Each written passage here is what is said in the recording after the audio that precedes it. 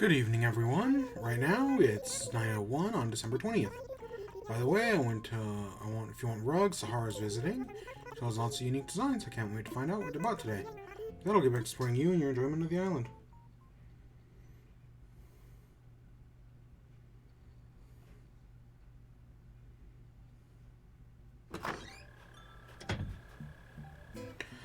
Alright, so, as we get started today, I should say, today, I know I said we were doing No Way Home tomorrow on Tuesday, but as I went on all my social medias today, Twitter, TikTok, everybody just gave up. Everybody has officially, you had the weekend, and everybody has just given up when it comes to spoilers. Just straight up, nobody cares anymore. So I was like, do I do it? Because the other thing is, we were going to do Centaur World, but I didn't finish it, Praise Beyond the Helix. I didn't finish Centaur World. The last episode's over an hour long.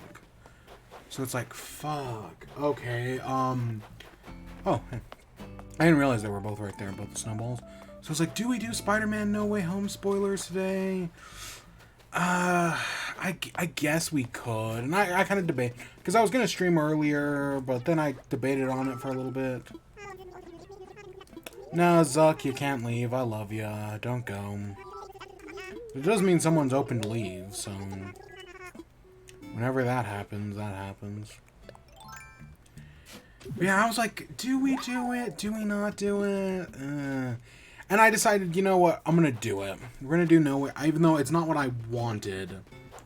I would have much rather done Centaur World today, the second season, which I think might be the last season. Like, it really does seem like it. Which is interesting. But again, we'll talk about that tomorrow. Or, well, eventually. Because tomorrow is the last day, and then I'm taking a week off. More or less.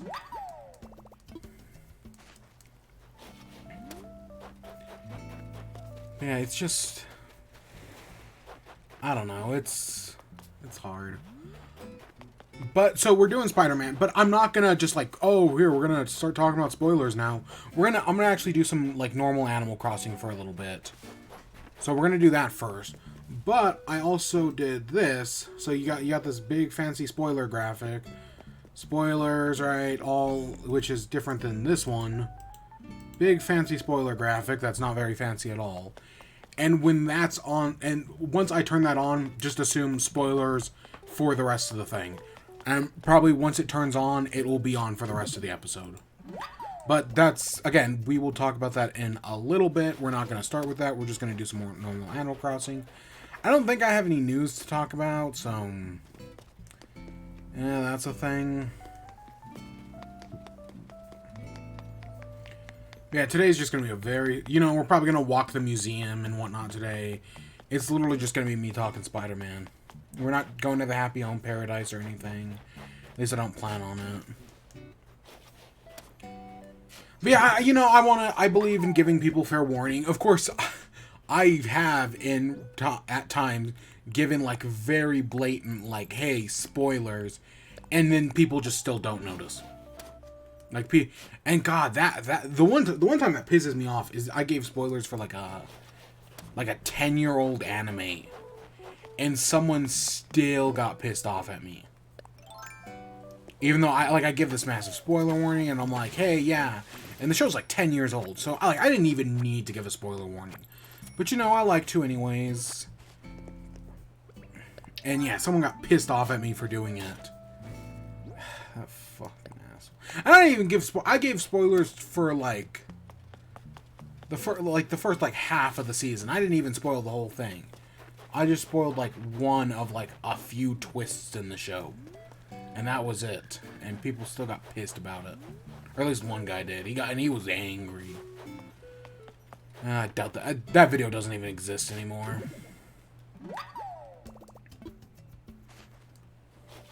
At least I don't think it does. Not because I took it down. Copyright strikes. Copyright strike. Copyright strike. Fucking YouTube system is broken as shit.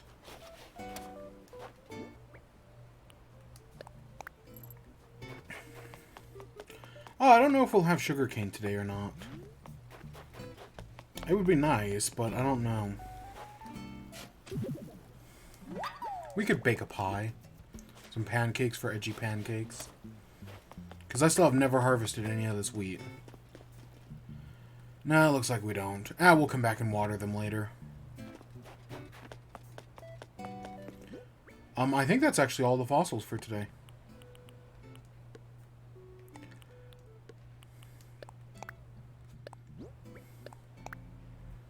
A gear apparatus. Okay, I'll take it. I don't know what that is, but I'll take it. Oh, it's that thing. Okay, I figured it was going to be like something we used in Cephalobot's room. But I didn't know which thing.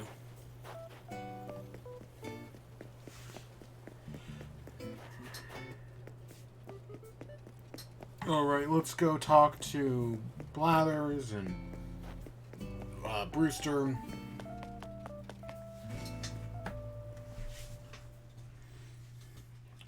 I also have a headache tonight, which, oh god.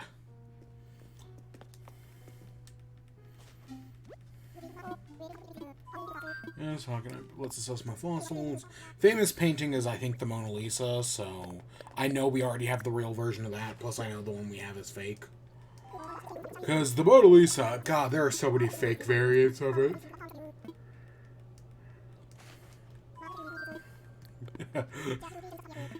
Oh, god, I didn't even watch the South Park special today. Fuck. I've got too many things to watch. Because... I don't know, for some reason saying fake painting got me thinking of NFTs, which are complete fucking bullshit. And I know the new South Park special deals with NFTs. I don't know in what way, I just know it does. Because god, NFTs are fucking stupid. They're literally pyramid schemes. Yep.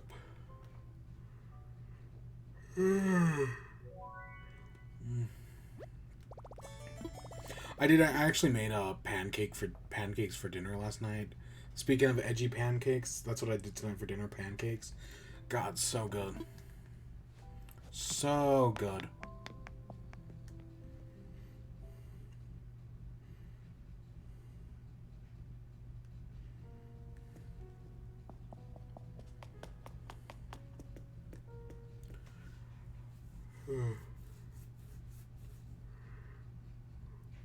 I want to try one of those, like...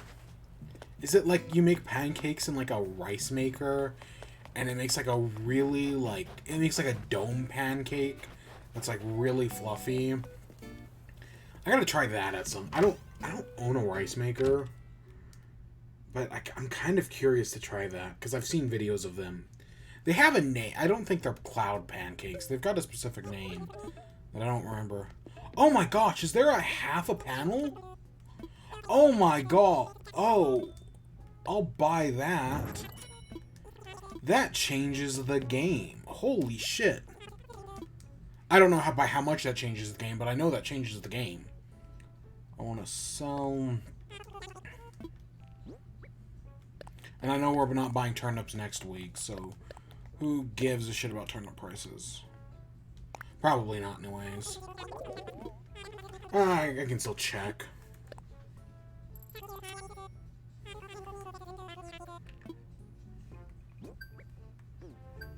Okay, let's see. Turnips. Turnip prices. 86. 86 could be anything. Okay, we had fluctuating last week. And our starting price is an 86. Maybe a large spike? Wow, that's what it's leaning towards. I could see that. Because, yeah, 86 is a pretty high number to start at. And normally that does indicate large or small spike. Not like I can tell anymore, because I was convinced we had a large spike last week. Nope, fluctuating. Wouldn't that be ironic? The one day I don't buy anything is when we get good shit. Oh. Okay, let's go deal with Red and Katrina.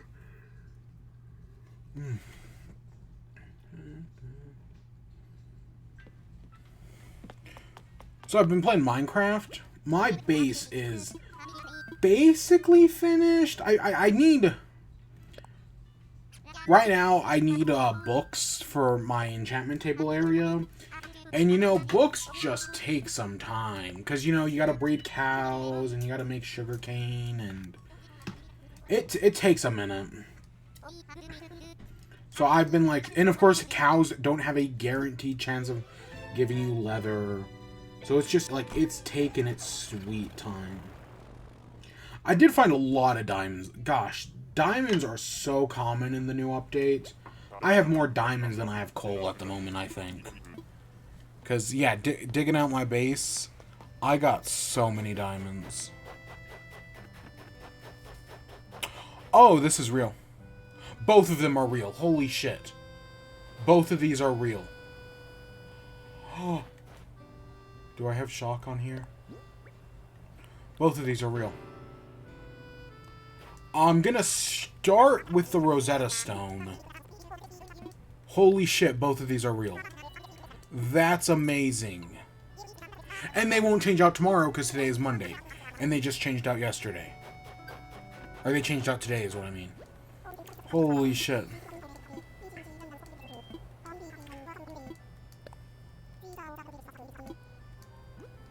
He's got carrots. Okay, so it's got carrots. If we need carrots, we don't. Holy crap, I can't believe we got 2 real paintings. That's like the second time we've got something real from him on this island here. Because I know, or at least something that we didn't already have. I think that's the, because we got that one painting, and I think that's been the only real thing we've gotten. That we didn't already have. Maybe I'm forgetting something. Maybe this is the third thing. That, again, we didn't already have. Oh, our luck is good today. You know, that would be cool if Katrina's luck, like, if you got good wealth, it like, got you a higher chance of getting a real painting tomorrow. That would be a really cool thing. But, of course, you know, sometimes the luck just is never in your favor. Health will improve. Okay, that means nothing. That literally means nothing to me. Hey, Captain Potato Fish, how you doing? So let's go to Captain's Island. Gosh, I can't believe we finally got something real from KK Slider. Oh my gosh, that has taken forever. Such a pain in the ass. But that's 2 real things, which means we're only missing 6 now. We're missing 6 things.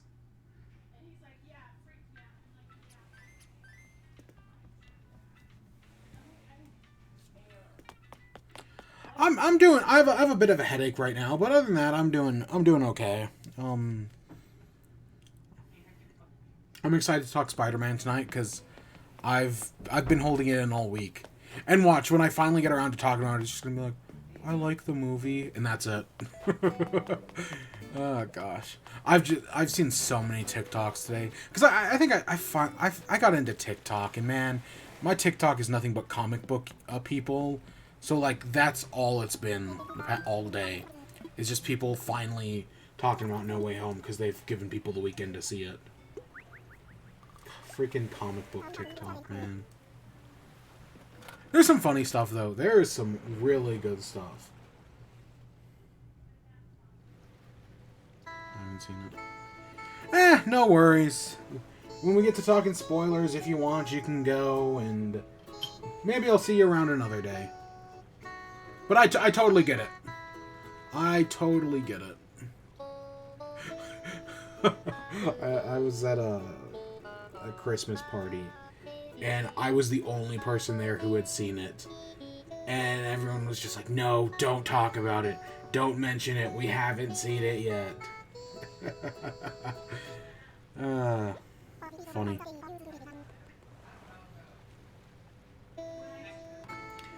Alright, so we're going... I'm hoping for... I still want Glowing Moss Islands. I think Glowing Moss Islands are the most important.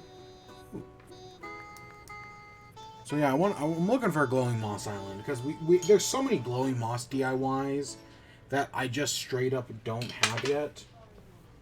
So I want to get some of those.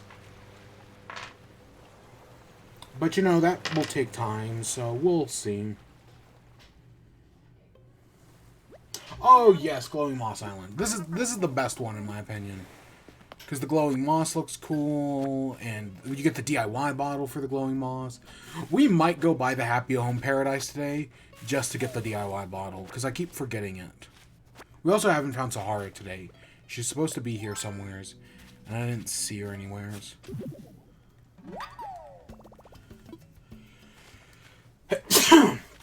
Oh my gosh.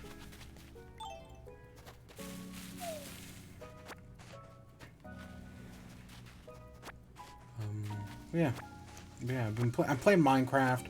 I need to. God, I need to play Chicory. That's tomorrow. Tomorrow I'm gonna beat Chicory or Chicorio or whatever, and then I'll get around to Spider-Man next week, and I'll just hopefully I can beat Spider-Man in a single week. I mean, it's supposedly Miles Morales is like 10 hours long, probably 10 hours, probably 20 for 100% completion. It should be easy, hopefully. I don't know.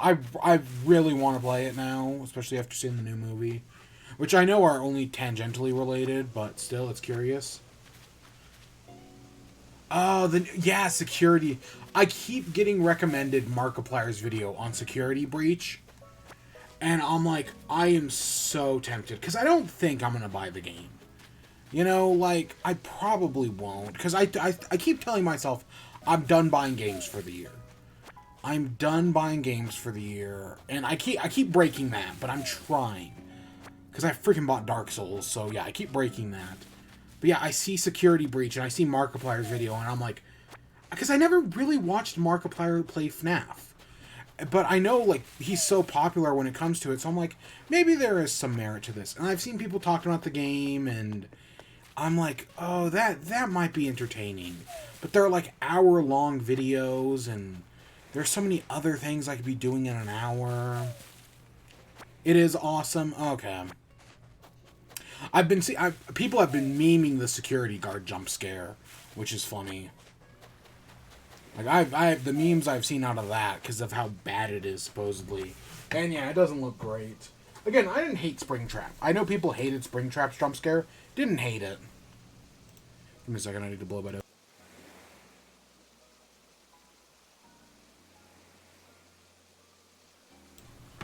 But yeah, I never really watched much Markiplier. Like, I watched him do the original game, but that was after I had played it. And then I watched him do Five Nights at Fuckboys, which was really funny. I doubt that series holds up, but at the time, it was just one of those things that was like, this is funny, this works. Glowing Moss Headstone? Oh, headband. Okay. I recommend if there's a game you're interested in, watch videos on it first. Kidding. Oh, it's like an alien antenna. That's weird. Honestly, it really depends on the game. And sometimes, like, it's not even, like a lot of time, like, for a lot of games, I'll listen to podcasts, and people will recommend games on podcasts, and then it'll be like, oh yeah, that's good. Or, you know, I get friends who recommend games to me. Sometimes both. Like I had a friend tell me, like, hey, Chicory is going to be your game of the year. And then I think I listened to Emron Khan talk about it in a podcast and be like, yeah, this is one of the best games ever. And I was like, yeah, okay, that's interesting. I think a similar thing happened with Loop Hero, where someone was like, oh yeah, this is one of the best games of the year. I think that... I don't remember what podcast that was. And I know a bunch of people who liked it. But I'm not buying Loop Hero because I'm done buying games this year. Yeah, I know FNAF is a good Let's Play game. I Let's Played the first 4 back in the day. Never did do Security Breach or Pizzeria Simulator. Always meant to. Never did.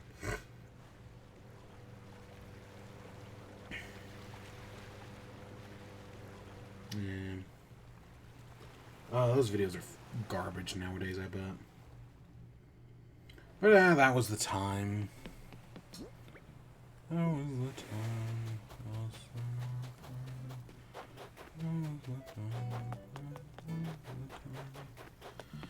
Alright, let's go bury this. So I think that's everything we have. Which is your favorite in the series? Oh, favorite in the series. I'm probably gonna say. Oh gosh, that's a hard. I'm probably gonna say 2. But I think one is very solid. Like the experience of 1, especially like when it came out, was just like it was such a different thing. And especially for me, because I actually do have a fear of animatronics. Like, the Chuck E. Cheese robot scared the shit out of me. But FNAF was just such a cultural phenomenon that I was able to push through it and play the game. And really enjoyed it. And then the second one was just also such a moment. Third one, I don't hate as much as other people do. I think it's fine. And then fourth one, the fourth one's also fine. And then I never played past the fourth one. I've seen Let's Plays of Security Breach. I've seen Let's Plays of Pizzeria Simulator. Ultimate Custom Night, but I've never actually played any of them. I only played the first 4. I'm one of those Dream Theory people. Like, I know it eventually changes, especially with Sister Location. But at the time 4 came out, I was like, yep, Dream Theory is the most logical option here. Yep. And then after that is when they started introducing the Afton stuff, and it was like, okay, they've clearly retconned this entire thing now. But for those first 4 games, yeah, Dream Theory. I don't know, I know I'm weird like that. Oh yeah, we did get I was like, did we get a large snowflake from that? We should have. I mean, I gotta say 2. 2 is just like the most... It's either 1 or 2. They're both very solid, but for very different reasons. But 2 is more... But, like, and one of the big things is, like, 2 is more random, if I remember correctly, whereas 1 is more, like, mechanical. And, like, I don't remember if I ever beat the Seventh Night, or Custom Night, in the second game, but I know I did it in the first. Because once you get the pattern down, you can do it. But in the second game, there's a lot more randomness going on, and it's just a lot harder. At least that's what I remember. That's how I remember it in my head. It's been a while, so... Yeah, I know. I remember the mechanics of getting the first game. Oh, and you know what else I wanted to play at some point? The third Flumpties that I know came out earlier this year. Because the second one was so good. And it had such a good idea, and when I heard they were doing a third one, it was like, oh, that's cool. That'd be fun to do. That'd be fun to play the third one. And then it just passed by the wayside, and I never got around to it. Yeah, good times. Good times. Honestly, I think at the end of the fourth game, it had to be Dream Theory, but Scott knew would have been a letdown. So, exactly. I mean, he even admitted it at one point that he knew the ending was a letdown. And the Afton stuff is fine. I mean, it at least gives better payoffs. Oh, wait. Oh, I meant to trade for a rug. Alright, let's go for a wallpaper. Yeah, I mean, the Afton stuff seems fine. It gets a little complicated. And, like, all the remnant and stuff like that just gets a little weird. Gosh, the books, man. I read the first book. I remember it being fine at the time, but, like, as they got on, they just got weirder and weirder. Supposedly, I only ever read the first one. Gosh, yeah.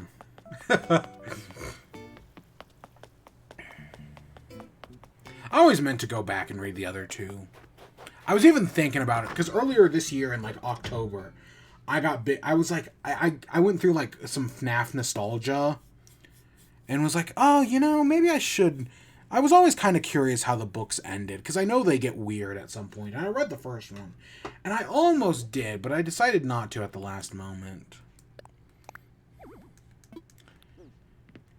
But yeah, that was back in the day. That was many a year ago. Oh, okay. Dig site wall.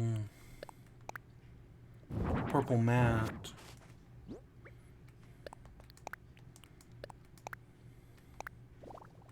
Parking lot.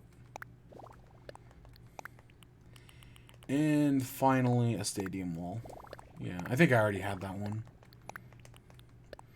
The famous painting, which is probably fake. Again, at some point I will clear out my storage of all my fake paintings. I don't know when I'll do that, but at some point I will do that. And the short panel, which I have no use for at the moment, but it could be super useful. I feel like the idea of a one tall panel could be useful.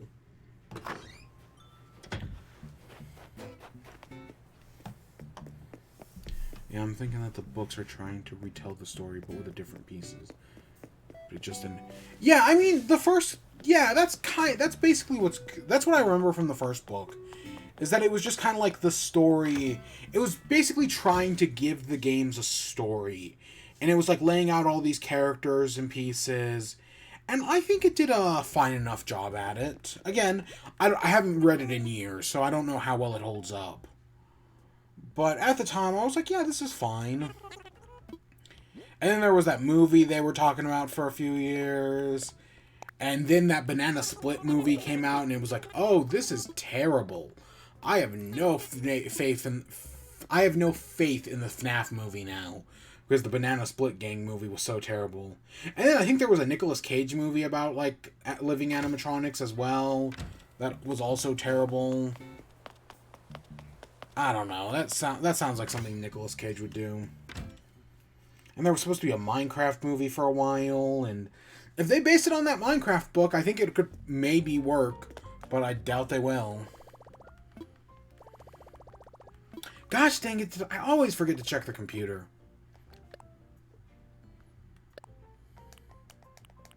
Oh, a moving truck?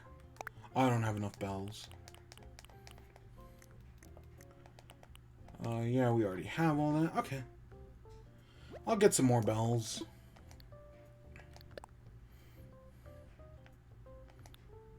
Let's withdraw. Let's do 60k.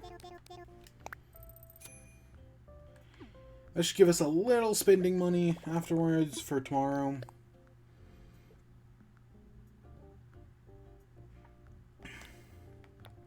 Yeah, sure. I got a minute. Sure, what you got?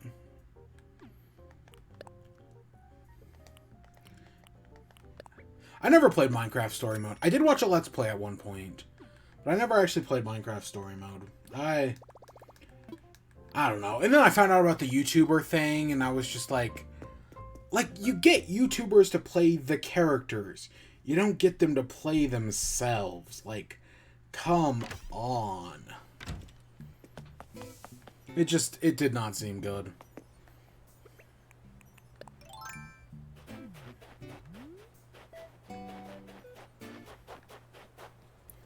And the Let's Play I watched didn't do it. Like, it definitely played it for comedy. Hey, Bobbert, how you doing?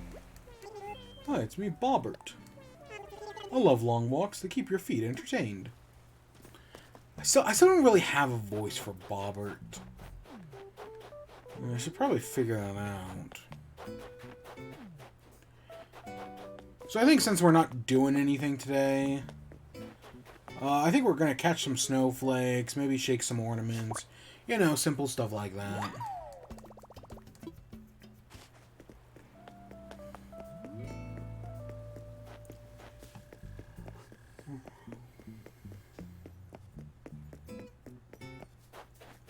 Oh, maybe clean up some of these flowers. Yeah, that sounds good. Because I know some of our gardens have gone overgrown.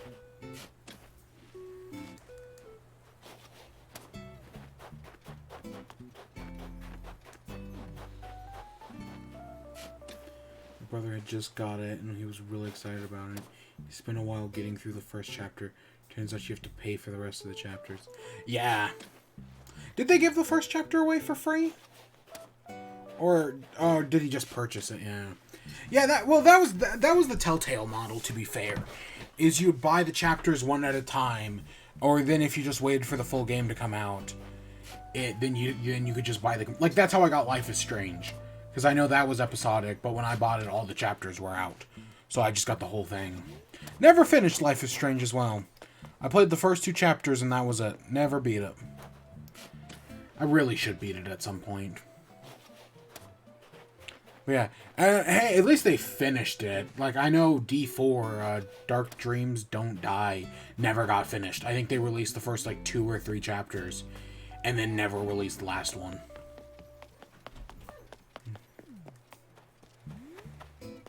Yeah, that was a thing that happened. Have you seen Poppy? Yes, I have. Yep, I've seen the Poppy playtime. That's also episodic, right? I don't know. I just don't think there's enough there at the moment. And I said the same thing about Bendy and the Ink Machine at the time. Like, it's got promise, but it needs a little more for me to like fully commit to it or anything.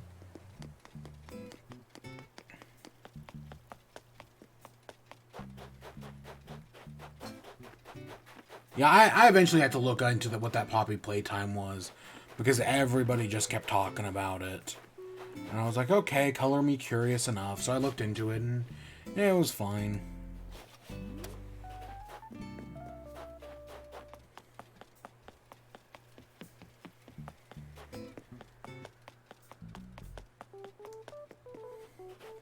As long as it doesn't destroy itself like Hello Neighbor did.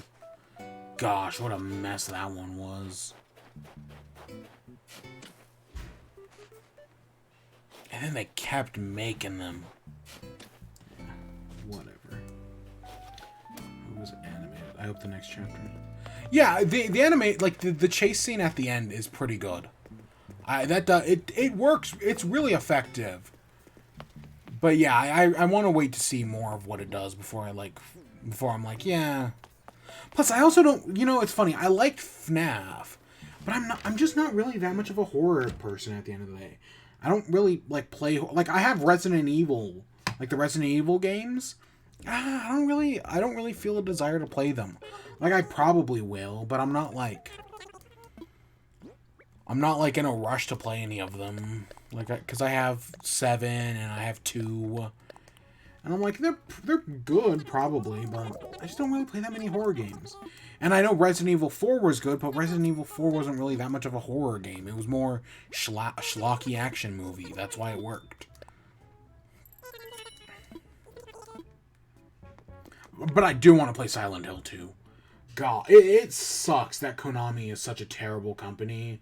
Because if they were to do, like, a faithful Silent Hill 2 remake, I would play it in an instant. Or, I would just buy a used copy of Silent Hill 2, but that costs, like, $300. Because the used game market is a complete mess at the moment. Yeah, that sucks. That sucks. The used game market. I have every Game Boy Pokemon game except for Fire Red. And to get a copy of Fire Red is like $100. And it's, okay, I think it's like 70. But still, it's just not worth it. And I'm just, cause God. And then there's always a chance you get a fake one. But yeah, I just want a Game Boy copy of Fire Red, because I have Leaf Green. I have Crystal, but I don't know where my copy of Crystal is. I have Blue. I have no idea where my copy of Blue is. But I know where my copies of Ruby, Sapphire, Emerald, and Leaf Green are.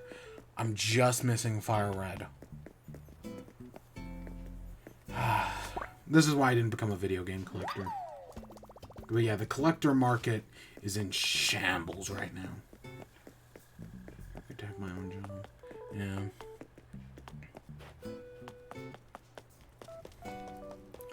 Yeah, there's a lot of good games out there. There really are. There's a lot of garbage as well. But there's some good stuff.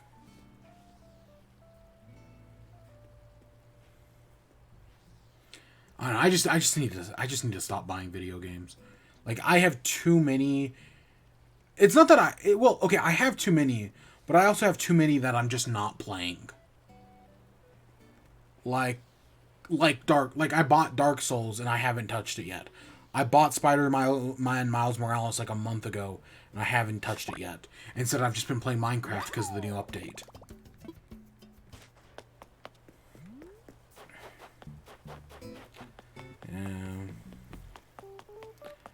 That's just the way the cookie crumbles sometimes.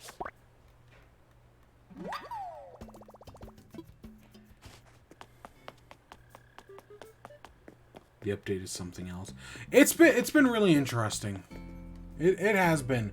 And my base idea was way dumber than I thought it was going to be. It took way longer than I thought it was going to be, but I'm almost done with it. And I will show it off on stream. Probably next week, I'll show it off on stream. Because I'll hopefully finish it. While I take a few days off starting on Wednesday. I'll hopefully finish off my base. And then next week I'll show it off. Because it's nothing amazing, but I'm kind of proud of it. It took a fair bit of work. A lot of mindless work, but it took a fair bit of work.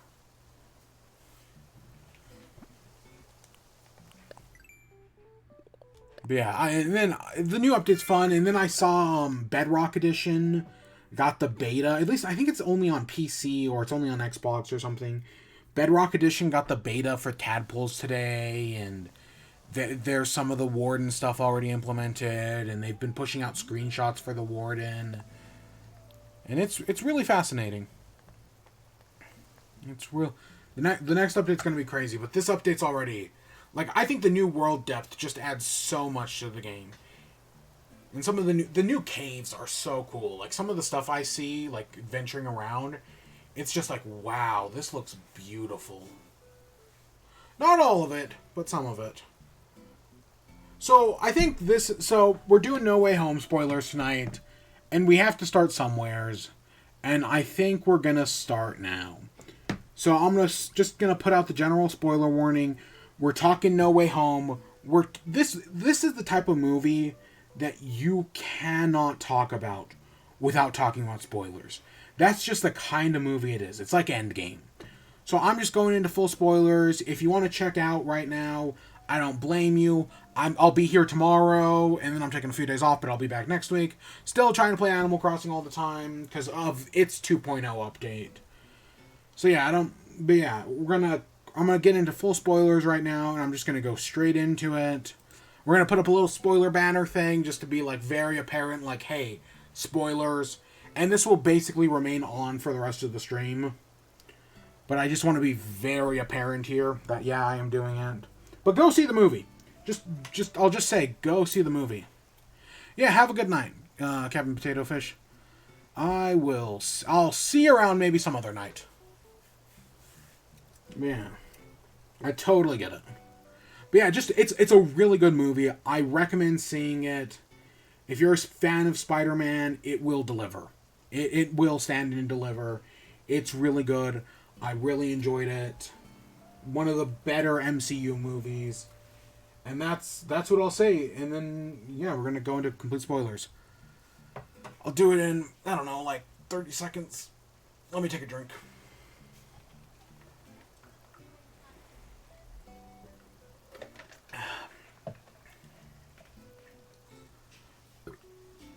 Oh my gosh. This headache is stupid. I hate this headache. Ugh. Oh, God, I gotta do that as well. I've got, even for being a relaxing break, I've got some shit to do this weekend. I gotta wrap Christmas presents. Ugh. Alright, let's get into spoilers, shall we? Holy shit. Holy shit. The amount of shit that goes on in this movie. What? Okay. So, we all knew the villains were coming back. And I had theorized that, we know the villains are coming back from previous movies. But what if they're, like, different universe versions of those villains? So, like, what if it's Electro, and it's still played by Jamie Foxx, but what if it's a different universe version of Electro? Nope. I was completely wrong. It's totally the Electro from the second Amazing Spider-Man movie, which is I've seen this narrative the past few days that since Far From Home from No Way Home came out, that the Andrew Garfield Spider-Man movies are suddenly good. They're not. The Andrew Garfield Spider-Man movies are terrible. I don't want us to pull a Phantom Menace here. And since Rise of Skywalker came out, I've seen a lot of people saying that the prequel Star Wars movies are good. The prequel Star Wars movies are not good. Do not let yourself be fooled by it. prequel Star Wars movies are bad. The Andrew Garfield Spider-Man, at least the second one. The second one is very bad. Do not let yourself be tricked into doing it otherwise. Andrew Garfield is a really good actor, and he's a really good Spider-Man. He's an okay Peter Parker, but he's a good Spider-Man. But the movie, the second Andrew Garfield Spider-Man is terrible. Just straight up gonna say it. Don't let yourself be tricked into it otherwise. But, so yeah, that's Electro. Kurt Connors, the Lizard, same one. Same Sandman, same Doc Ock, same Green Goblin, Willem Dafoe. And they're all great. One of the things that, especially when The Amazing Spider-Man came out, a lot of people were like, oh, you're putting too many villains in your Spider-Man movie. Or especially with both that one and the third Raimi. It was, you're putting too many villains in your Spider-Man movies. Because, the third Raimi had 3 villains. The second Amazing Spider-Man had, I want to say 2, kind of 3, but Rhino's barely in it, so it doesn't count. Kind of. Yeah, no, this one has 5 villains, and, by that account, it, shouldn't work. Because it's got too many. No, it works great. Well, and it's because they choose, Kurt Connors, the Lizard, and Sandman get less time than some of the other ones. But, the ones they focus on, they really focus on. Specifically Doc Ock, Electro, and Green Goblin.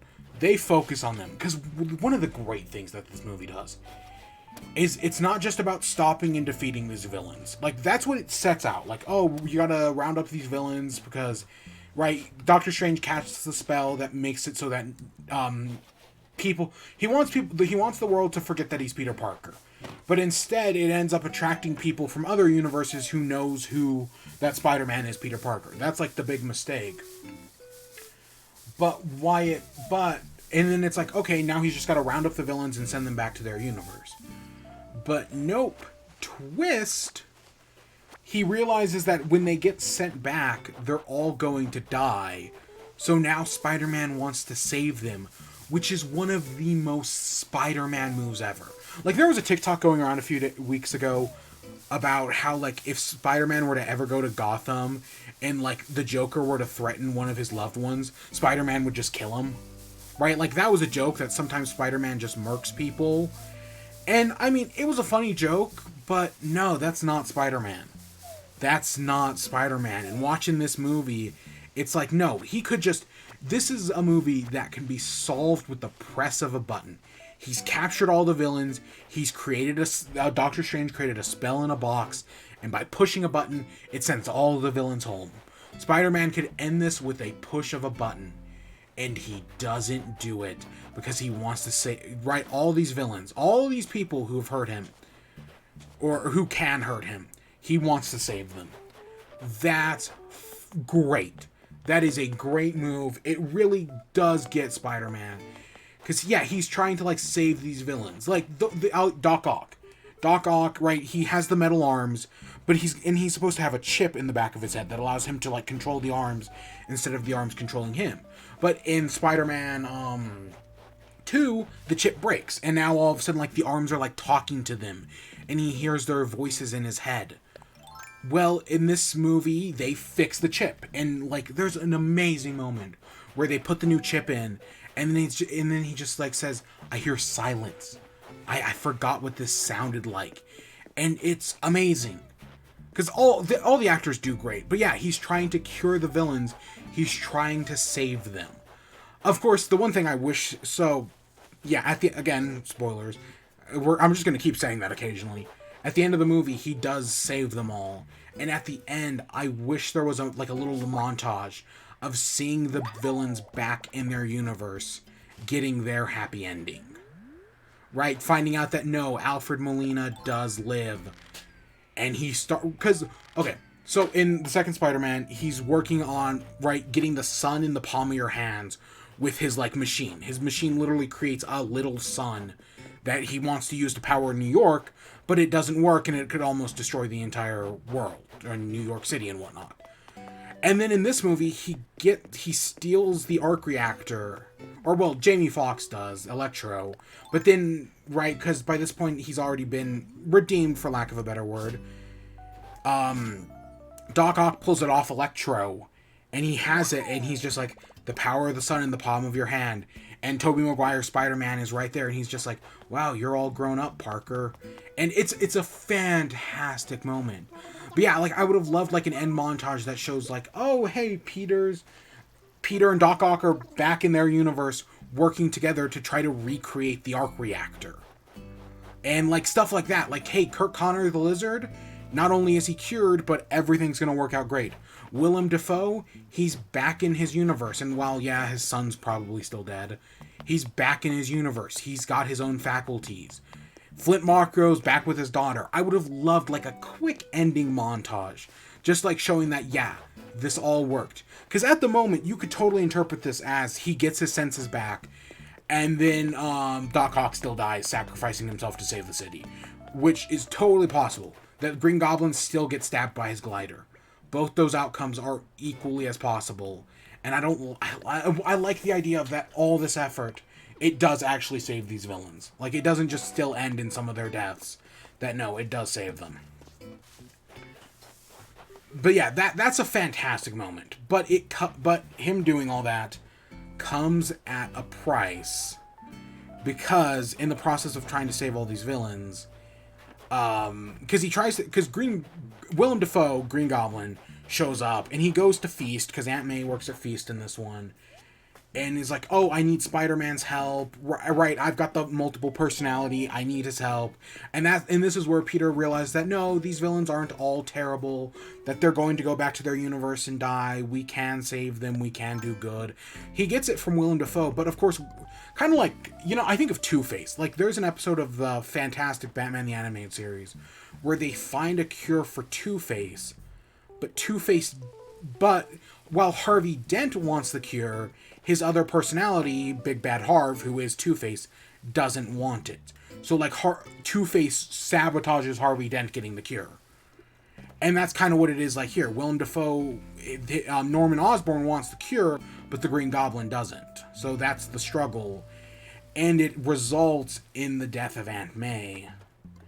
And in a scene that, I don't know if it made me cry, but it was I did cry during this movie.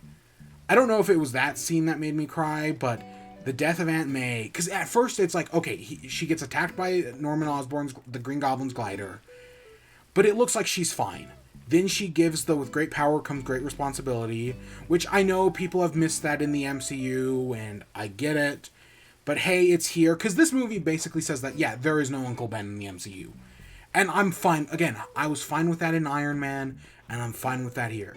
I'm fine with there not being an Uncle Ben. I know that's essential to the character, but, we used Iron Man for it in Far From Home, and now we're using Aunt May for it here. Because Aunt May dies like Uncle Ben.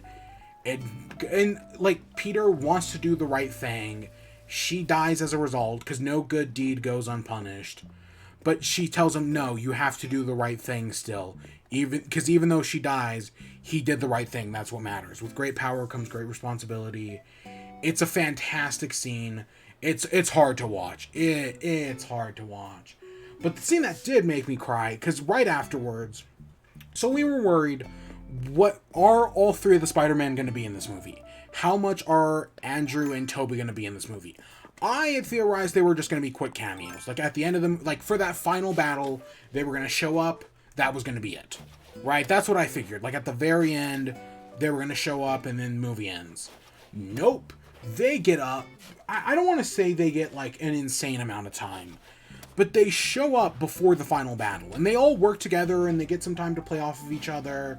And they get some time to play off of Ned and MJ. And it works really well.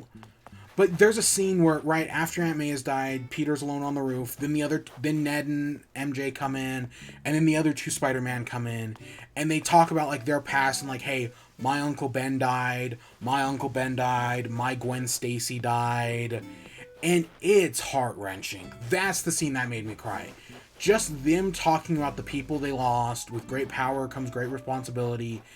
That was the scene that made me cry. It got me good. Oh my gosh. Just fantastic. Because this is it. This is the payoff to 20... Like, the MCU was a payoff to 23 movies, I think. right? 10 years of cinema.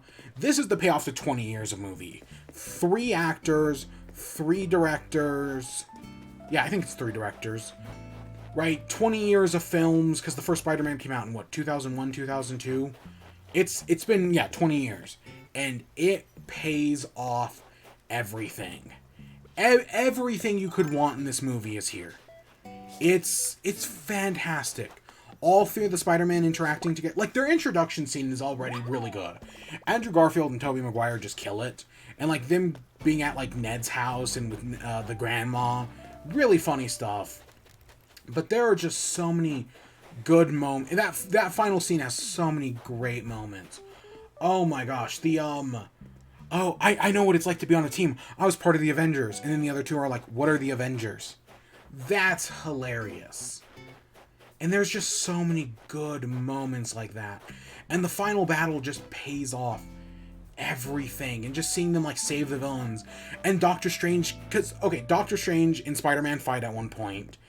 And it's a great fight. Because you see Spider-Man swing around the mirror dimension. And then he figures out that, oh, the mirror dimension's all geometry. You're Peter Parker. You're good at geometry. And then he just strings up Doctor Strange and kind of, like, leaves him over the Grand Canyon for, like, a day. That's funny, and the fight scene's cool, because the mirror dimension's just cool. Mirror kaleidoscopes are cool, what can I say? But, Doctor Strange comes back in, because Ned can use magic, which I saw somebody complain about, because, like, Doctor Strange, he struggled to understand magic. But that makes sense, because Doctor Strange didn't believe in magic. He was a man of science. He didn't believe in the ideas of magic, and he had to learn. And he had to learn the hard way, but he did learn. Whereas Ned totally believes in magic. He hangs out with Spider-Man. He totally gets magic and all this superhero shit. Of course he can use it, because Spider-Man steals his sling ring, and Ned uses it, and is able to create portals. And he's not great at it either, because Ned fails to close a portal later. But he opens one and brings Doctor Strange out, and then Doctor Strange sees that that the plan is working, and that they're able to, like, heal the lizard, and that's another great moment. And there's just a ton of them. Healing Sandman is really good. I know they're reusing footage from Spider-Man 3. That doesn't change the fact that it's really good.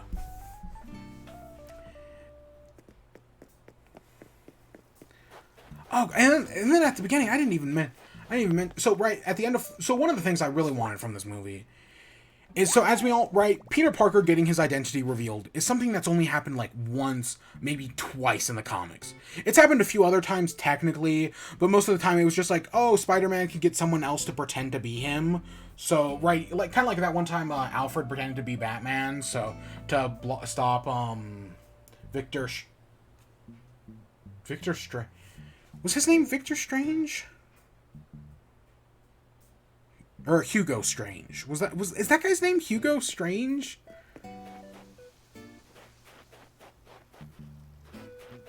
Oh, the Batman villain who knows Bruce Wayne's secret identity, right? And I think Alfred, or maybe even Dick Grayson pretends to be Batman, so that way they could have Batman and Bruce Wayne interacting together.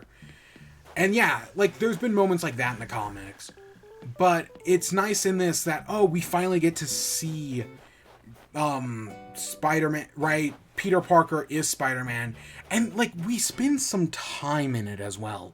Like, we see him try to start his senior year of high school, and while you have there's like lines like, some people are totally on his side, whereas other people aren't. There's the teachers, like the teacher that looks like Matt Bragg is totally on his side, but the gym coach from Homecoming is a conspiracy theorist who hates him.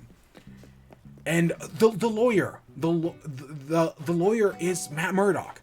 So things are happening. We're not talking Hawkeye today.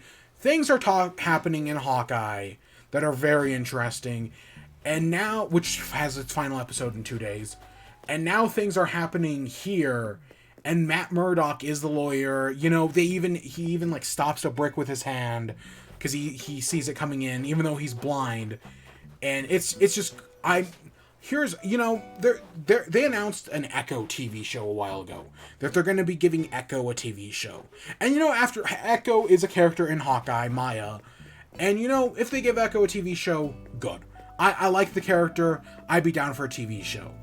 But if they put Daredevil in it, I think that's going to be huge. I think they should just give Daredevil a movie, straight up. I know we got the TV show, and I know some people would love to see a continuation of that, or because we don't know where we stand with Matt Murdock and all the other Daredevil and all the other Netflix characters. Right now, they're either not canon or maybe canon. It's kind of complicated. But I would just give Daredevil a movie. Bring back Jessica Jones and Luke Cage and hook them up together. Let them have a kid. Like, say, and just, I mean, make the Netflix show canon. You know, I'm fine with that. Say that during the time of the snap, Luke Cage and Jessica Jones got together and they had a kid. Have Iron Fist there. I know people didn't like the Iron Fist show, and neither did I, but I like the character. When done right, the character is good. I've read Power Man and Iron Fist, a little bit of it, which is a Christmas, which I remember taking place during Christmas. And yeah, and again, Jessica Jones and Luke Cage have a kid, and Danny Rand's also there, and it's really fun, and it's lighthearted.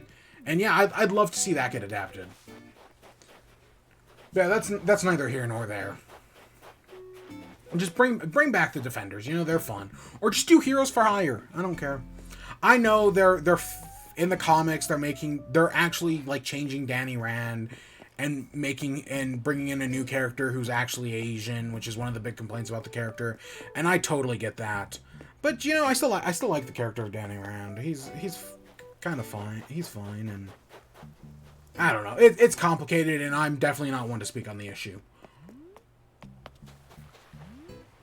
But yeah, Matt Murdock is cool, and then him going to Doctor Strange. We find out Wong, because Doctor Strange got snapped. In that time, somebody had to become Sorcerer Supreme, so Wong ended up becoming Sorcerer Supreme, which, again, I don't think is something we knew. But that's really funny. Again, Wong is one of the best characters in the MCU. I just love his no-nonsense bullshit. And he is funny. And he was great in Shang-Chi, and he's great here. For, like, the brief moment he's in this. Finding out he's Sorcerer Supreme, love it. Love it. And yeah, and then the spell goes awry, which is, again, I think it's just Doctor Strange should have told him more how the spell worked before they did anything. And then all the villain stuff is good. I like that, because people were worried that, like, oh, are the villains going to start, like, getting integrated into the MCU? Like, are they going to start, like, changing and becoming more, like all of a sudden Doc Ock is going to be, like, Tony Stark's ex-business partner who got betrayed? Nope. Instead, Peter uses the nanobots to, like, infect Doc Ock's arms and, like, control him. And that's the Doc Ock stuff is so good, because, like, I know I said I like the idea of, like, Doc Ock as a hero, and technically he isn't for most of this movie, but at the end he gets that redemption, and it's everything you want it to be. When he defeats Electro, it's so cool. It's so cool. But yeah, Alfred Molina does a fantastic job. Just right back into the character. It's great. It's everything you'd want. Willem Dafoe also has Green Goblin. Like, because when he pops up, he's like, there's no Oscorp. I don't know anything in this universe. Where's my son? Because he doesn't know his son dies. Because, again, he sacrifices himself to save Spider-Man against Venom. Okay, we'll talk about Venom in a minute. But yeah, and then Willem Dafoe, they cure him, and even after killing Aunt May, and Peter Parker has that moment to kill him, and he goes to do it, but Tobey Maguire stops him, because he knows what it's like to make that mistake. He knows what it's like to do that, and he doesn't want him to go down the same path. and then Tobey Maguire's Spider-Man gets stabbed, and it's just like, I've been stabbed before, this is nothing new. It hurts, but, it's nothing new.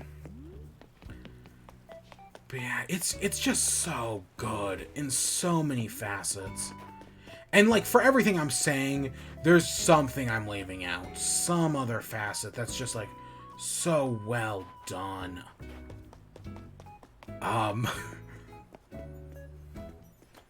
But I guess I want to talk about the mid-credit scene is Venom. So we knew Eddie Brock at the end of Venom 2, Eddie Brock gets transported into the MCU, and it's like, okay, that's cool. And my hope was that, because, I'd be fine with Tom Hardy playing Venom and sticking around to play Venom in the future, or to play Venom in an MCU movie, right? Spider-Man and Venom together. I'd be cool with that. I think that'd be a fun movie. But no, because what happens is he comes into the MCU, he's at like a bar and he's like, explain to me again, like there are superheroes in this world and people just got snapped 4 years ago. He's like trying to understand the MCU. And then as he's trying to understand it, Doctor Strange like does the spell to inverse it and send everyone back, which I will talk about in a second about that, because I'm saving that for last.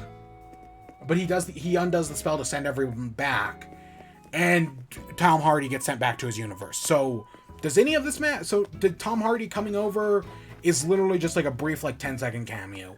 Okay, it's like a minute. Okay, but it does nothing except for he leaves behind just a tiny piece of Venom. He leaves behind a tiny piece of the symbiote suit. So yes, Venom can now be in the MCU. Not Tom Hardy's Venom, but they could presumably cast whatever actor they want. Give it to Flash Thompson? I don't know. I honestly, I don't think that's a great idea. But, whatever. You know, they can cast whoever. They can cast whoever they want to be Venom now in the MCU, and he can interact, and maybe they'll set up more, but what I think it more does is it gives Peter Parker, the MCU Peter Parker, a chance to wear the black suit. I think that's the bigger deal, is that he can now wear the black, instead of just fighting Venom, he can now wear the black suit himself for a little bit, you know, be addicted to heroin, and then, I can all go back. And then, you know, we eventually build up towards, we do it in reverse, whereas in the comics, he does Secret Wars, and then he gets the black suit. In this one, he gets the black suit, and then we do Secret Wars. And then we reboot the entirety of the MCU, because why not? Is the 2016 Secret Wars, that is a reboot of the MCU, or the Marvel Comics universe, right? I know, I've heard, I don't know, I remember at the time, it was like, oh, this is because, you know, DC has had two major reboots. Crisis on Infinite Earths and Flashpoint. And they've had a few smaller reboots like Zero Hour, Infinite Crisis. I think Dark Knight Metal is a small reboot. But DC has only ever had two major reboots. And I know for the longest time people were like, oh, Marvel never had a major reboot. And then I thought Secret Wars was a reboot of the Marvel Universe. But the way I've seen people talk about it recently, it doesn't sound like it is. So I'm not sure if Secret Wars is a reboot of the MCU or not. Let's go into the museum. So I'm not sure about that. But you know, this gets Venom into the MCU. And then our post-credits, our end credit scene, is literally the trailer for Doctor Strange 2, Multiverse of Madness. That's it. It's like, the entire scene is literally structured like a trailer. Just straight up. That's it. It's a trailer for the new Doctor Strange movie. And yeah, it looks interesting because like Doctor Strange is being like punished for his manipulation of the multiverse in this movie. Because, you know, he almost brought in a bunch of multiversal threats into their world because his spell went awry and everything. And he goes to get Wanda's help. And we see evil Doctor Strange, which might be the Doctor Strange from What If, but it might also be a completely different character. I don't know. Like, it might just be like Nightmare, Mephisto, like disguised as Doctor Strange. I'm not entirely sure, but that's interesting. And there's a bunch of other stuff that happens in that scene. Honestly, I don't remember every detail about that. I am going to go see this movie again at some point. It's really good. It's worth it. Don't know when, but I'm definitely going to go see it again. But yeah, the end credit scene is basically just a trailer for Doctor Strange 2. Which is cool. I'd be down for Doctor Strange 2. I do have my worries about it, of course. And I mean, we know Sam Raimi is directing, and supposedly this was supposed to be a horror movie, and Sam Raimi does come from a background of horror. But I have my hesitations for good reasons. I mean, did you see the Golden Arm thing? I'm pretty sure that was Sam Raimi who did the Golden Arm thing for Quibi. And that's terrible. But you know, hopefully it all works out in the end, and hopefully this is a good movie. But yeah, so I guess the last thing we're going to talk about is the ending, which I've been saving for last. So, right, Doctor Strange creates the spell, and it brings in anyone who knows Spider-Man's secret identity. He's able to contain it after only a few people have gotten in, like Toby and Andrew, and the 5 villains, because we kind of have Sinister Six, but again, we're one short because Venom's off in Mexico or whatever. But we get our 5 villains, and that sets up So that's our Sinister Six. But there's this threat of like, hey, the multiverse is opening up, and now a bunch of villains from other universes are coming in, and we see like silhouettes of some of these other some of these other villains, and it's like Rhino, Kraven the Hunter, a few others I don't remember. I only remember Rhino and Kraven the Hunter because they're kind of obvious. I think maybe like a Hobgoblin's in there or something. I don't know. It's weird. But yeah, it's hinting that, like, hey, all these other Spider-Man villains are going to be coming through, and they're going to be doing shit. Unless, we find a way to stop it. And Peter's like, okay, I realize it now. The only way to stop this is for everybody to forget who Peter... Right, you can't just have people forget that Peter Parker is Spider-Man. That's not going to work. Instead, you have to have people forget who Peter Parker was. And if everybody everybody in the world forgets that Peter Parker is Spider-Man, then that will fix things. Now, that does leave open for people off-world remembering who Spider-Man is, like Nick Fury or Thor, but I don't know if we'll ever actually come to that. Just because of how it's worded, they totally can write themselves a loophole. But in this, Spider-Man gives up everything. In freaking One More Day, Spider-Man gives up his marriage to save Aunt May and to fix, right, so that way nobody knows his secret identity. And One More Day fucking sucks, still sucks, it's terrible. And this, Spider-Man loses MJ, right, the love of his life, because everyone forgets what who he is, but it's way more deserved. And like, One More Day, it's like, this is bullshit. I know it sucks to have Aunt May die, but let her die. Like, what? Come on. Like, if he was trying to fix his secret identity, that would be one thing. But he's not. He's just trying to say... Or Aunt May. Did I say MJ? I meant Aunt May. One More Day fucking sucks. And it's still... I've read it. It fucking sucks. But in this one, it's like, no. He's trying to save everybody. He's not doing it for selfish reasons. He's doing it to save everybody else, stop the multiverse from all these villains coming in. Because he's already saved these villains. He's lost Aunt May, and now everyone will forget who he is, including his girlfriend, including his best friend, including Doctor Strange. And it's just him. It's just Peter Parker, and he goes through with it. And yeah, it's harsh. But it works. It sends everybody back to their world, and now nobody knows who Peter Parker is. And hey, he was able to get... Because early on, one of the conflicts is that he wants to get... They all want to get into MIT, but because of their involvement with Spider-Man, all three of them don't get in. And then he goes to Doctor Strange, and then he's like, whoa, why didn't you even try to debate it? Why didn't you, like, go to the admissions office and, like, try to debate it? And he does. He gets his friends into MIT. Because he saves the vice admissions officer's life. From Doc Ock. But yeah, so they get into MIT, but he doesn't because everyone forgot who Peter Parker was. And it even implies at the end that, no, Peter Parker isn't a high school graduate.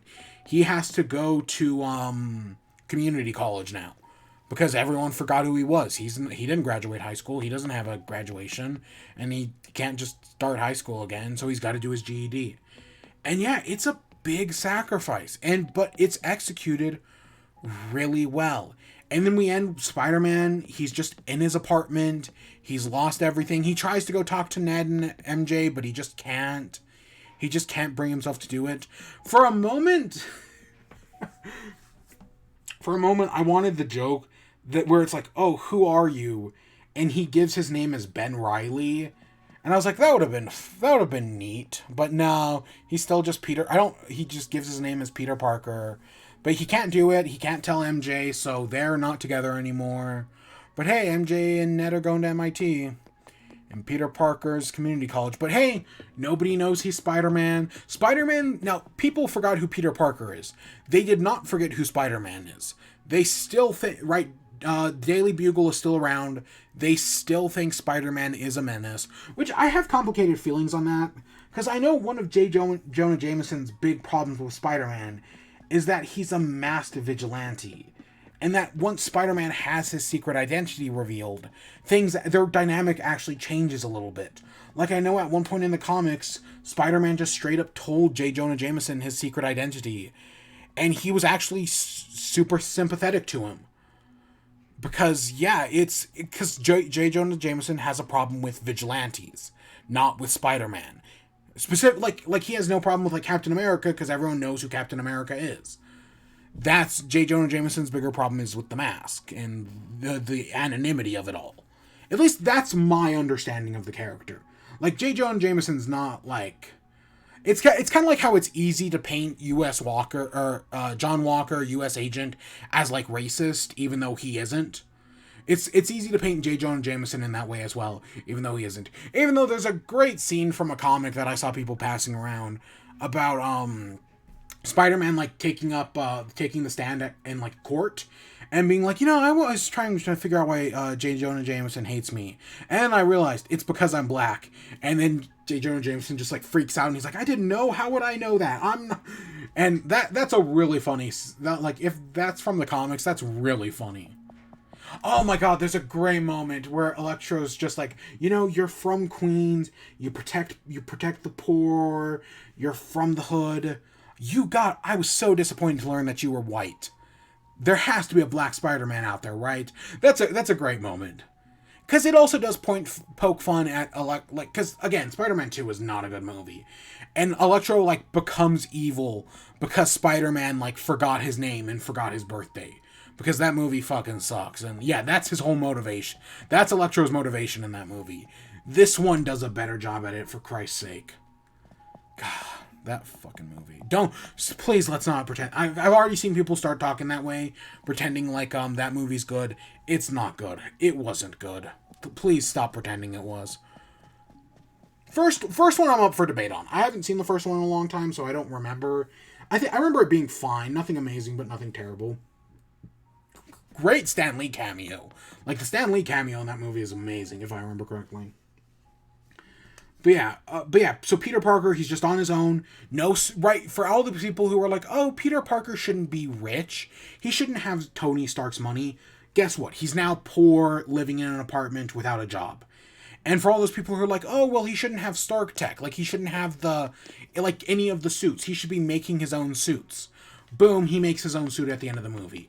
I love one of the things I loved about the MCU is that it was doing a more modern Spider-Man. It was because we all knew Spider-Man, we know Tobey Maguire's story, the MCU was like, no, we're going to do a lot of things different. And I liked that. And now we have 3 movies of them doing different things. Now we're back to classic Spider-Man that everybody loves, and I don't have a problem with it. I could see people being like, "Oh, are you going to complain about that because you like the modern one?" Nope. I like Tobey Maguire's second Spider-Man movie, the second Sam Raimi film. It's good, and it's classic Spider-Man. It nails it. So I'm fine if they want to do more classic Spider-Man. My one request: get us away from high school Peter Parker. Again, I know Tobey Maguire technically graduates 30 minutes into his first movie. He still feels like a high school Peter Parker for all 3 movies. Give us, and I think in Andrew Garfield Spider-Man graduates at the end of the second movie. Give us some time away from high school Peter Parker. I would love to see an older Peter Parker. I don't think Tom Holland could pull it off, but one of these days, I would love to see an older Peter Parker that runs his own, his own company and is out there, with his Peter Tech or Parker Tech or whatever it's called. I don't remember I think it's called Web Tech, actually. Right? Or do Superior Spider-Man at one point. Because now we go into Peter Parker in college, and they could just easily set up, I saw someone making a joke, Peter Parker going to his first day of college and meeting his professor, Kirk Connors. Oh, Peter Parker getting an internship at the newly created Oscorp under Norman Osborn. Peter Parker's new classmate, Henry Osborn, right? Henry Osborn's the son? That sounds right in my head. Oh, right, Peter Parker's new college roommate. Peter Parker, he gets an internship at Oscorp working under Dr. Otto Octavius. Right? And it's all of a sudden all these red flags are going on because he's now meeting these villains for the first time. And yeah, I mean, they could totally do that. Totally. Why not? Of course, they could also totally introduce someone like Kraven. They could introduce new villains like Kraven the Hunter. That would be interesting. I know they're supposedly doing a Kraven's Last Hunt movie with Aaron Taylor Johnson, the guy who played Quicksilver, which could be very interesting. again, I don't know how I feel about separating all these Spider-Man movies, like Morbius, like the other one I just Craven, like the Venoms, like freaking supposedly they're doing one on Madam Web, which is weird. I don't know how I feel about all that. I don't know how much you could pull off of that, having these like characters stand alone from Spider-Man. Especially because again, Craven's whole thing is hunting Spider-Man.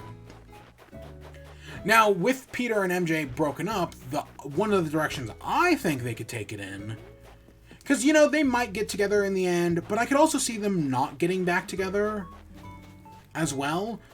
Or, you know, or at least spend some time apart. I would be fine with Peter spending some time apart with MJ. And maybe giving him one of his... I know Peter Parker has a few girlfriends in the comics. You know, maybe it's time to finally introduce, Felicia... I don't remember her last name. But Felicia, you know, Black Cat. Maybe it's time to finally introduce her in one of these movies, because as far as I know, she's never been in one. Maybe, bring in Cindy Moon as Silk. Because, I mean, Cindy Moon was in Homecoming. She's got a brief cameo in there. Maybe just straight up introduce her as Silk and go on wherever that goes. Give Peter Parker organic webbing, because that's how it happened in the comics. They kissed, and, oh, suddenly he has organics, because, fuck, man, because, you know, parody between movies and comics, man. They do make a great joke about how, Tobey Maguire Spider-Man has organics and the other two don't. They have some good fun with that. But yeah, honestly, it's open for them to do anything. But I love, kind of like how I'm glad the first two Spider-Man movies and this, and like, kind of like how I'm glad the Spider-Man movies have been doing different villains, right? Like, you get Green Goblin in the first one, Doc Ock in the second, and again, Venom, Sandman, and, Hobgoblin in the third. So let's just say let's just keep it simple and say Sandman and Venom for the third. Because I know we've done Harry Osborn as Green Goblin a bunch of times now. But, right, we've done those. And then when it came to the Tobey Maguire movies, it's like, no, we're going to do something different. We're going to do Kirk Connors as the Lizard, and we're going to do Electro in the second one. Right, we're going to do different villains. And then when we got to the Tom Hollands, no, we're going to do Vulture for the first one, and we're going to do Mysterio for the second one. I like that they introduce new villains. Like, because, like, Batman's stuck in the habit of, oh, in this movie we're going to introduce the Joker. In this next movie we're going to introduce the Penguin. In this next movie we're going to introduce Two-Face and the Riddler. Then we're going to introduce Mr. Freeze and Poison Ivy. Reboot Batman. Oh, here's Scarecrow. Okay, Batman begins with Scarecrow and Ra's al Ghul. Good, that's something new. Oh, but here's the Joker again. Oh, here's Bane, because Bane was in Batman, and I know it's a different Bane, because they basically do Hush in The Dark Knight Rises, but still, it's Bane, like we've seen Bane before. And now this new Batman, oh, we're going to introduce the Riddler, and hey, here's the Penguin.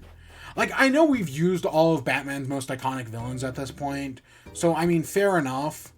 But, like, there's a certain gravitas they treat with Batman's villains. And I'm like, no, do something different. I'm glad every Spider-Man movie, more or less, does something different. Yes, I know we've had multiple Green Goblins. But at least they're doing something different, right? At least we're trying to do something different. Because there's, like, Electro or Sandman with them. And yes, I know Sandman kind of technically... The hologram of Sandman is in, Far From Home. But, semantics. I don't know. Bring in new villains, bring in new characters, do different stuff. You know, you've got 60 plus years of comics to draw on. Like, I don't need the new Batman movie to feature the freaking Condiment King. But,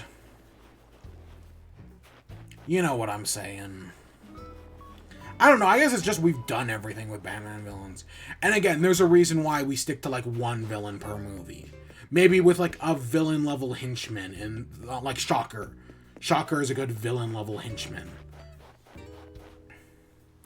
But yeah, I guess that's all I gotta say on Far From Home, or No Way Home. It's really good. It's so good. Like, it is Endgame level. Like, it's the Endgame, but of Spider-Man. Like, seriously, the only thing they're missing out on is getting Into the Spider-Verse in there, which I could see Across the Spider-Verse doing the exact opposite. I could see Across the Spider-Verse bringing in Tobey Maguire, Andrew Garfield, or Tom Holland as one of the cast, because that's one of the things I want Across the Spider-Verse to do, is I want them to bring in new Spider-Mans. I don't need John Mulaney, Spider-Man, Spider-Porker, whatever. I don't need Spider-Man Noir back. I don't need Penny Parker, or whatever her name was. I'm even fine without Peter B. Parker. I want new Spider-Man. Like Miguel, Spider-Man 2099. I'm forgetting his last name. But yeah, Spider-Man 2099. I'm fine with Miles and Gwen being back. I'm fine with them being back, but other than that, I want the rest of the cast to be brand new. So, right, Spider-Man 2099. I'd love to see Spiders-Man, who is just like a fan favorite from one of the Spider-Verses. But yeah, bring in some new characters, and as part of that, bring in again, any of the three actors, Andrew, Tobey, or Tom, to be a Spider-Man, to be one of them, and bring in Yuri Lowenthal to be the one from the video game. Bring in both Yuri Lowenthal and the actor who plays Miles Morales, whose name I'm forgetting. I'm honestly surprised I remembered Yuri Lowenthal. Bring in both of those characters. You know, that'd be pretty cool. That would be pretty cool. Or at least bring in, I'd also be fine if instead of like the Holland or the Andrew or the Tobey, they brought in the one person who plays Spider-Man in all the animated shows. I'd be fine with that as well. That sounds good in my book. I don't know. Will they? I don't know. But that's they're doing a 2-part movie, so they could literally do anything. And are they going to bring in the Morloons and the energy vampires and all that in Across the Spider-Verse? Probably. Would it be funny if they brought in the comic book Spider-Man? Yes, actually, kind of. Or do vice versa. Oh my gosh, you know that is it Jessica Drew, the Spider-Woman? I think would be a great addition to the cast, because again, we've never got Spider-Woman before. Any of them. Jessica Drew is the one I know. I think it's Jessica Drew anyway, is the one I know. But I know there's been at least like 4 others. Or 3 others, including... 3 others not including Jessica. I think there's been 4 Spider-Women in total. Oh, it's gone. Okay. That makes things more complicated. Oh, it's back.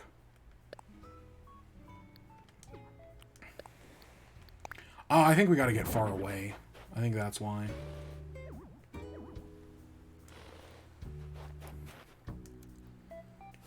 But that's not too far away, that Across the Spider-Verse. I mean, it's still like a year away, but it'll be here before you know it.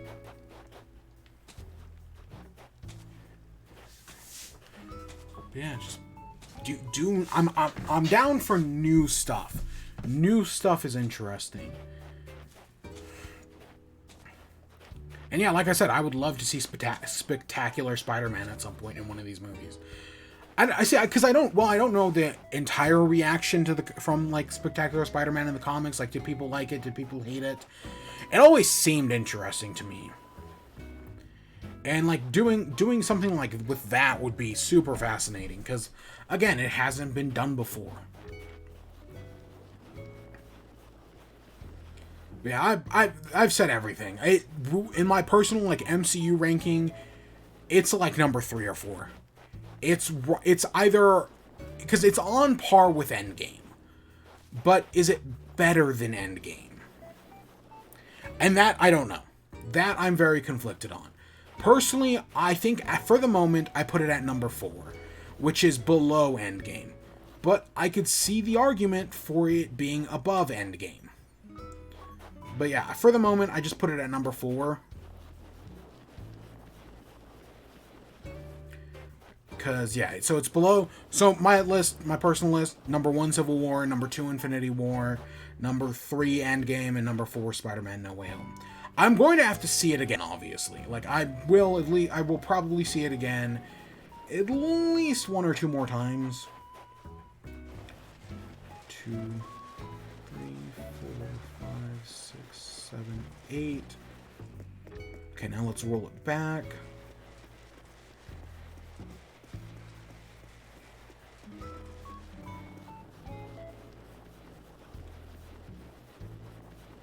I don't love the proportions of this one. Oh, cool. Cool. I was like, I think the top was a little too big, but I guess it was fine.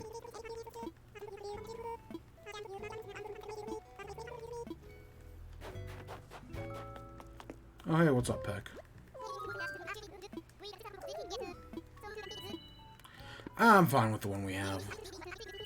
But yeah, I guess that's all I gotta say for Spider-Man. Again, we just spoiled the entire movie, so if you haven't seen it, like what the hell did you what the hell are you doing here? But you definitely have if you're watching this. I mean, I doubt anybody's watching this. But yeah. I loved it. I loved it so much. I'm going to see it again, and my opinions on it will probably change on a second viewing. I probably will like it a little less maybe, but for the moment I just loved it. I was blown away by it. Oh, you know what? I'll end on this. So when we talked about the original Spider-Man, right, the first Sam Raimi movie a few weeks ago, I mentioned how that movie is just a giant meme. Like that movie has been like kind of like the first Shrek. Has just, like, every other line in that movie has been memed. Like, it's crazy. And one of the memes in that movie, because Willem Dafoe gets a lot of them. Like, a lot of them come from Willem Dafoe. But one of them is early on, he says that, I'm somewhat of a scientist myself. And at one point in this movie, he says, he's locked up in a cage, and they're talking about, like, hey, can we cure the villains? Like, we need a scientist. And Willem Dafoe says, I'm somewhat of a scientist myself. He does the line. And I was the only person who laughed. It's like the bit from the Once Upon a Time in Hollywood where it's like, oh, that's the thing. He said the thing. I know that line. I was the only person who laughed. I wish my crowd, the audience I saw it with, had gone like more crazy. I wish they had been more like pumped up. They had laughed more. I know. I saw a post talking recently about how like weird it is that Americans clap at movies. And yeah, fair point. It is, and that's a very white people thing to do. It's a very white people thing to clap when the airplane lands, right? But, like, sometimes that can be fun. When I saw Endgame, the audience getting up and clapping and having fun and, like, laughing at all the jokes and clapping whenever a character comes in, that was great. My audience, like, it had its moments, but for the most part, it was a lot more subdued. And I think it depends on the theater. But I wish my audience had been way more into it. I do wish that. But I still enjoyed the movie. I still had a fun time. I still enjoyed it. God, yeah, it's one of the best MCUs. And it pays off 20 years of movies, and it does it fantastically. And yeah, I think that's where we're ending off for today. I talked about that for like an hour. That was to be expected. Tomorrow, will we talk about Centaur World? I'm gonna get rid of all the spoiler stuff. Tomorrow, will we talk about Centaur World? I don't know. Maybe. Probably not. Because I don't think... Because, again, the last episode's like an hour long, and... God. But, yeah, tomorrow we'll just go to the Happy Home Paradise and do thing. We're going to stop by the Happy Home Paradise real quick. Whatever. But, yeah, tomorrow we're just going to go by the Happy Home Paradise, talk about that. And then I'm taking a week off. More or less. Probably a little less than a week. But, I'm going to take some time off, spend some time with my family. I recommend you do the same. Or, just relax.